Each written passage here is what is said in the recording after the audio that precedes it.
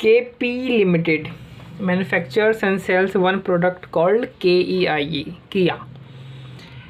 Managing director is not happy with its current purchasing and production system. There has been considerable discussion at the corporate level as to use of just-in-time system for Kia as per the opinion of managing director of KPL Limited. ये सब है। तो जो KPL Limited है वो एक जो product है किया उसको मैन्युफैक्चर भी करता है खुद ही और खुद ही सेल भी कर देता है। तो उसका जो मैनेजिंग डायरेक्टर है वो कहता है कि नहीं यार, जिस तरीके से हम परचेज़ करते हैं और जो हमारा प्रोडक्शन का सिस्टम है उसमें कुछ हमें सुधार करनी पड़ेगी। तो फिर उसे जस्ट इन टाइम सिस्टम के बारे में पता चलता है। तो मैनेजिंग डायरेक्टर का ये विचार है कि जो जस्ट इन टाइम सिस्टम होता है वो अच्छा होता है। इसमें अच्छी अच्छी बातें जस्ट इन टाइम के बारे में लिखा हुआ है। कह रहा है कि जो जस्ट इन टाइम सिस्टम है वो हमें यूज़ करना चाहिए, ये कहता है managing director. KPL is dependent on contractual labor which has efficiency of 95% for its production। जो KPL लिमिटेड है वो डिपेंडेंट है अपने कॉन्ट्रैक्चुअल लेबर्स के ऊपर अपनी प्रोडक्शन को लेकर के, और उसके जो लेबर्स है उसकी एफिशिएंसी उन लेबर्स की 95% है। इसका मतलब क्या हुआ कि जो लेबर हैं अगर वो हर महीना 4000 घंटा काम करते हैं तो उसमें से सिर्फ जो 3800 घंटे हैं उन्हीं आवर्स में प्रोडक्शन हो पाती है। तो यानी आप इसका अगर 4000 का 95% करोगे तो 3800 स्टैंडर्ड RC होगा। यानी उनको इतना आर प्रोड्यूस करने के लिए इतना आर काम करना पड़ता है। For availing services of labor above 4000 hours in a month, KPL has to pay overtime rate which is 45% premium to the normal hourly rate of 110 per hour। कहता है कि जो नॉर्मली जो है वो कितना काम करता है लेबर, 4000 घंटा काम करता है एक महीने में। लेकिन अगर आपको ओवर टाइम करवाना है यानी कि 4000 घंटे से भी ज़्यादा काम करवाना है इससे, तो इसको आपको 45% का प्रीमियम पे करना पड़ेगा लेबर आवर रेट पे। यानी 4000 घंटे तक तो वो 110 रुपये पर आवर में काम कर लेगा, लेकिन इससे अगर एक भी आवर आप ज़्यादा काम करवाते हो तो 110 प्लस 45% का प्रीमियम आपको वो पे करना पड़ेगा। For avoiding this overtime payment, KPL in its current production and purchase plan utilizes full available normal working hours so that the higher inventory levels in the month of lower demand would be able to meet the sales of month with higher demand level। कहता है कि कभी overtime का झंझट ही ना आए। इससे बचने के लिए जो KPL है वो क्या करता है कि जब किया जो उनका प्रोडक्ट है उसकी जब डिमांड कम होती है तो उस समय वो गुड्स जो है वो ज़्यादा प्रोड्यूस करवाता है। मतलब 4000 घंटे में भी जितने प्रोड्यूस हो सकते हैं उतने ही करवाता है, लेकिन गुड्स जो है वो 4000 घंटे में भी ज़्यादा प्रोड्यूस हो जाते हैं। क्यों? क्योंकि जो डिमांड है वो कम रहती है, तो इसलिए जो गुड्स है वो ज़्यादा उसके पास स्टॉक रह जाता है। और जिस महीने में ज़्यादा डिमांड होती है तो वो क्या करता है, जो स्टॉक जो उसके पास ऑलरेडी पड़ा हुआ है और जो जितना वो 4000 घंटे में उस समय बनवा पा रहा है वो दोनों कंबाइन करके वो जो इंक्रीज डिमांड है उसको मीट कर लेता है। तो इस तरीके से उसको ओवर टाइम का झंझट ही नहीं पड़ता है। KPL has determined that the cost of holding inventory is 70 per month for each standard hour of output that is held in the inventory। वो कह रहा है कि इन्वेंट्री को होल्ड करने की कीमत कितनी आती है। कहता है कि एक इन्वेंट्री बनाने में जितना भी लेबर आर लगा है, ठीक है, उस हर एक लेबर आर पे 70 रुपये जो है इन्वेंट्री की कॉस्ट पड़ती है। तो यहाँ पे देखो जो इन्वेंट्री का जो कॉस्ट ऑफ होल्डिंग इन्वेंट्री है वो यूनिट्स के ऊपर नहीं चार्ज, ऐसा नहीं बोला है कि एक यूनिट की जो होल्डिंग इन्वेंट्री होल्डिंग कॉस्ट है वो 70 रुपया है। वो बोल रहा है कि जो जितनी भी आपने जितने भी यूनिट आपने इन्वेंट्री होल्ड करी है उन यूनिट्स में जितना भी लेबर आर लगा है उस हर एक लेबर आर के ऊपर 70 रुपया लग रहा है होल्डिंग इन्वेंट्री कॉस्ट। ठीक है, तो नॉट चार्ज ऑन प्रोडक्शन और demand but on extra units holded by the company. तो जो इन्वेंट्री होल्डिंग कॉस्ट होती है वो किस पे लगती है, जो इन्वेंट्री जो है कंपनी होल्ड करके रखती है, जो प्रोड्यूस करती है या जो डिमांड है उसके ऊपर होल्डिंग कॉस्ट थोड़ी लगेगा, जो होल्ड करके रखेगी उसी के ऊपर लगेगा। ये बात है। तो ये भी समझ में आ गया कि ये 70 रुपये क्या दे रखा है, ये 70 रुपया दे रखा है पर आर पे। अगर जैसे जो भी आपने, जैसे आपने मान लो 100 यूनिट्स आपने होल्ड करी है, ठीक है, और एक यूनिट में 10 घंटा लगा है, यानी टोटल कितने आवर्स लग रहे हैं, 1000 आवर्स लग रहे हैं। और उसमें से हर एक आवर के लिए जो इन्वेंट्री होल्डिंग कॉस्ट है वो कितनी होगी, 70 रुपया। यानी टोटल जो इन्वेंट्री होल्डिंग कॉस्ट आ जाएगी वो कितनी, 70,000 आ जाएगी। यानी एक यूनिट की कितनी हो जाएगी इन्वेंट्री होल्डिंग कॉस्ट, एक यूनिट में लग रहे हैं 10 घंटे और एक घंटे का है 70 रुपया, यानी 700 रुपया जो है वो इन्वेंट्री होल्डिंग कॉस्ट हो जाएगी एक यूनिट के। इस तरीके से दे रखा है हमें, तो हमें दे रखा है लेबर आवर पे, यूनिट पे नहीं दे रखा है। KPL has forecast the demand for its products for the first 6 months of the year 2014 as follows.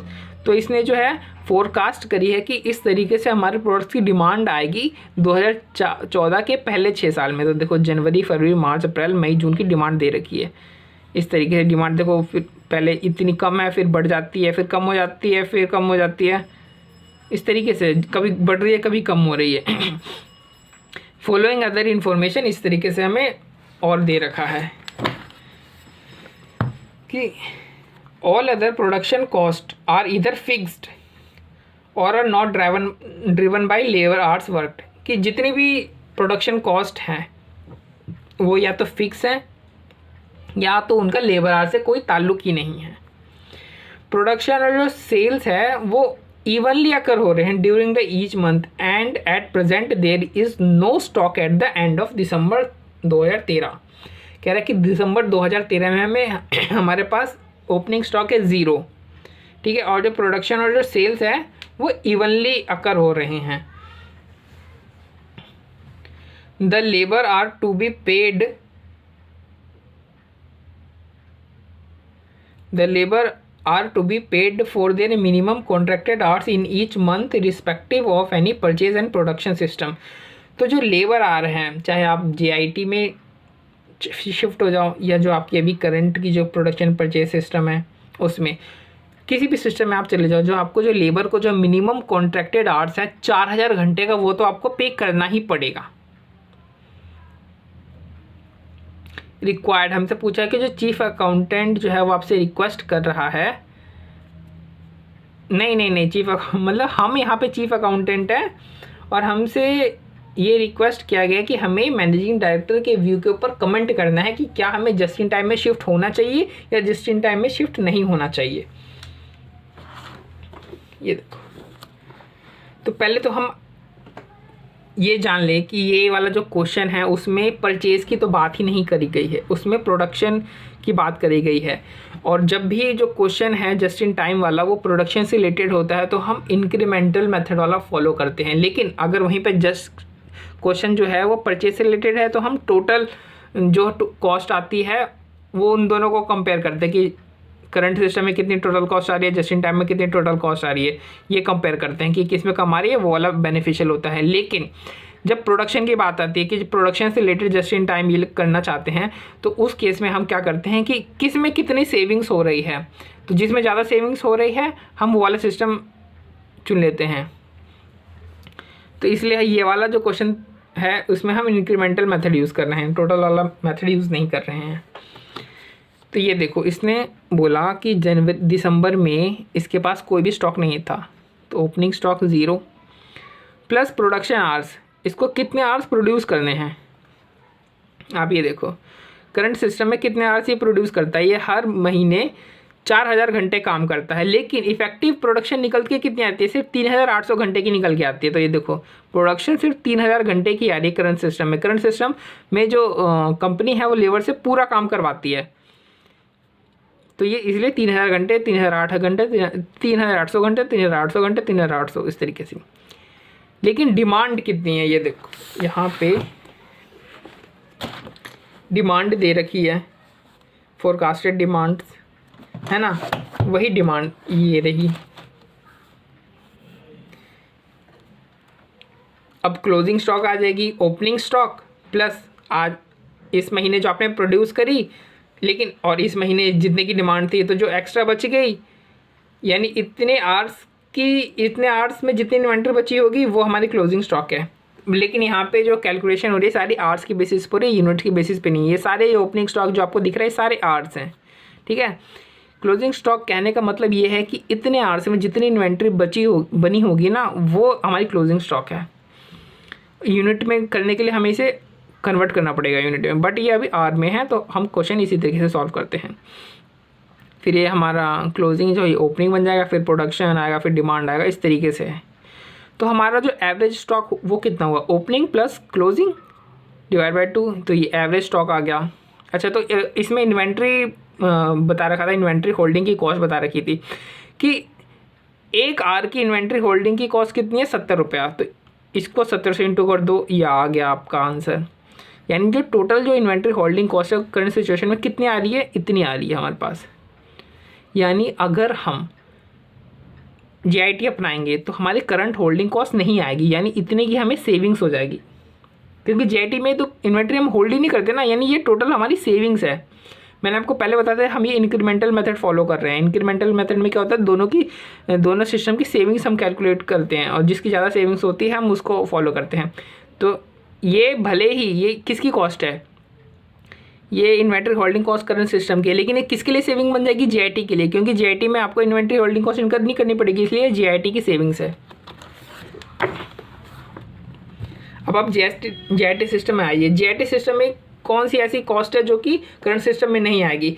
JIT system में चूंकि हम प्रोडक्शन करेंगे एज पर डिमांड, तो लेबर को कभी कभी हो सकता है कि जो 4000 घंटा जो वो हर महीने काम करता है उससे ज़्यादा काम करना पड़ जाए, तो यानी उसको हमें ओवर टाइम का कॉस्ट आ सकता है, जो कि अभी करंट सिस्टम में नहीं आता है।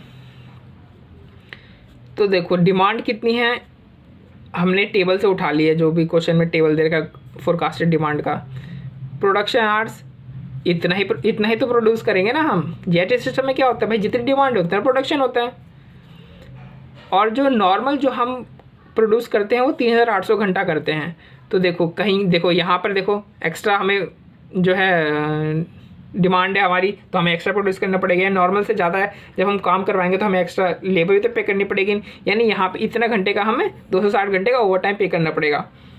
फिर देखो एक ओवर टाइम हमें यहाँ पे भी पे करना पड़ेगा, क्योंकि ये 3800 घंटे से ज़्यादा ये यहाँ पे हमें लेबर से काम करवाना पड़ेगा, तो 1030 घंटे का ज़्यादा ओवर टाइम पे करना पड़ेगा। लेकिन ये तो डिमांड है, ये तो एक्स्ट्रा डिमांड है। एक्चुअल में लेबर को कितना करना पड़ेगा, क्योंकि लेबर की एफिशिएंसी 95% है सिर्फ, यानी लेबर को अगर आप डिवाइड कर दो 260 डिवाइड बाई 95%, तो यानी लेबर को इफेक्टिवली 273.68 काम करना पड़ेगा इतना घंटा, तब इसका इफेक्टिव आवर्स इतना निकल के आएगा। ठीक है, अब टोटल आवर्स कितने हो गए, अब ये जो टोटल ओवर टाइम निकाल लो equal to total over time R निकाल करके देखो निकालता हूँ कितना आता है, 273 प्लस 1084। हमारे पास टोटल ओवर टाइम आ गया 135.7.89।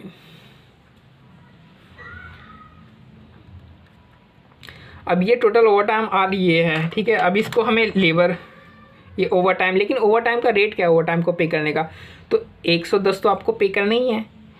जब आप ओवर टाइम कराओगे तो जो नॉर्मल आर्ली रेट है 110 का, उसके ऊपर आपको 45% प्रीमियम पे करना पड़ेगा।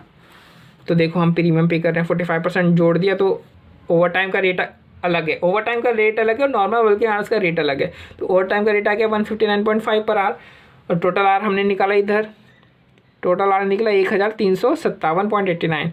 अब इन दोनों इंटू कर दो तो आ जाएगा आपका ओवर टाइम की कॉस्ट आ जाएगी 2,16,583।